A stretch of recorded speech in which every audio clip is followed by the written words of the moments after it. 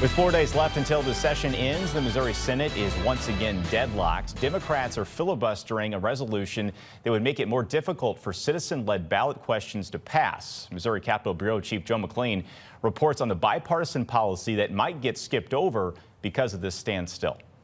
Second bill that the Missouri House passed this year passed all the way back in mid-February. It was a trio of child care tax credits, a big bipartisan priority. The only thing standing in his way now is a deadlocked Senate.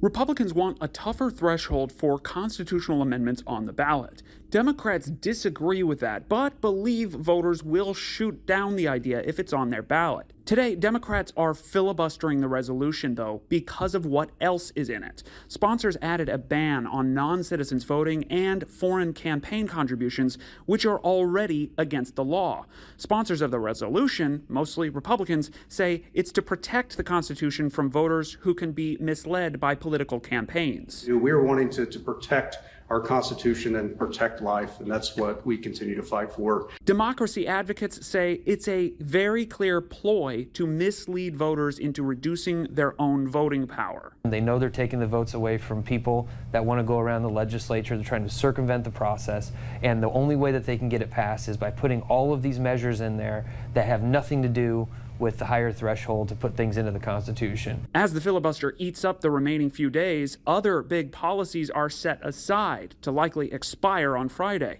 That includes one of the first bills the House passed this year, a bundle of child care provider tax credits, which aims to help address a massive shortage. It is so important for families and our economy and in our state. The Chamber of Commerce is so supportive of it, and I really think that our economy would grow if we passed this piece of legislation. But that bill would need a Senate vote, which won't happen as long as the chamber is deadlocked. The session ends Friday at 6, at which point legislators will lose their legal authority to make law, so anything not done at that point will have to wait for next year.